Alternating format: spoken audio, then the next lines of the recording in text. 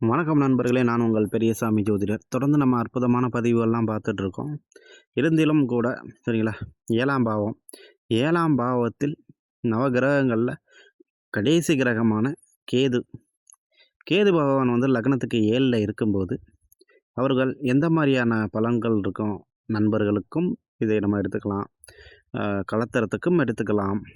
அதை தாண்டி வரக்கூடிய கஸ்டமர்களுக்கும் இதை நம்ம எடுத்துக்கலாம். கேதுனாவே ஆன்மீகம் சரிங்களா. இவர்களுக்கு வீடு அப்படிங்கும்போது வந்துட்டு எப்படி இருக்கும்னா, சந்துக்குள்ளே தான் இருக்கும்.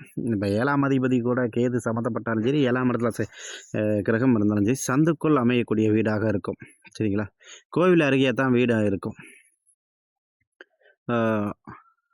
அதே போல் பார்த்திங்கன்னா, இவர்களுக்கு கோயில் பக்கத்தில் அமையும்போது தாம்பத்தியம் சற்று குறைவாக இருந்தாலும் அதில் கொஞ்சம் திருப்திங்கிறது இருக்காது. இருந்தாலும் அவர்கள் வண்டிங்கிறது சூப்பராக ஓடும் சரிங்களா. ஆன்மீகவாதியாக இருப்பார்கள்.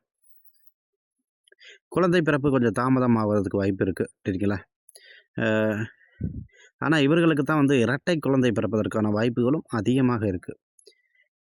இவர்களுக்கு வந்து படிப்படியாக முன்னேற்றம் என்பது இவர்களுக்கு வந்துட்டு அமையாது. முன்ன பின்ன வந்துட்டு இருக்கும் சரிங்களா. இருந்தாலும் ஆன்மீகவாதியாக திகழ்வார்கள்.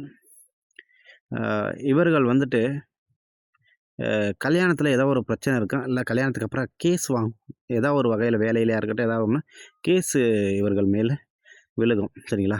ஏதோ ஒரு வகையில் இவர்கள் வந்துட்டு சட்டத்திற்கு, அதாவது கோர்ட்டுக்கு உள்ளே போயிட்டு வெளியே வர்றதாக இருப்பார்கள்.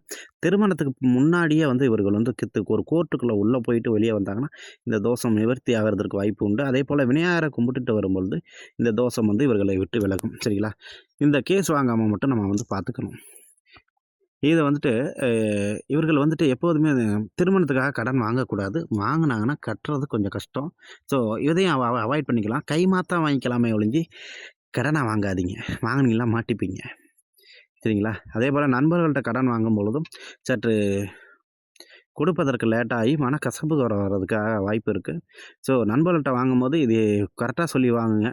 என்னால் முடியும் போது தான் திருப்பி கொடுப்பேன் அப்படிங்க சொல்லி வாங்குங்க சரிங்களா. இல்லைன்னா கொஞ்சம் பிரச்சனை ஆகிறதுக்கு வாய்ப்புண்டு. ஓகே, நன்றி நேயர்களே. நம்ம ஒரு அற்புதமான தலைப்பில் மற்ற ஒரு வீடியோவில் சந்திக்கலாம்.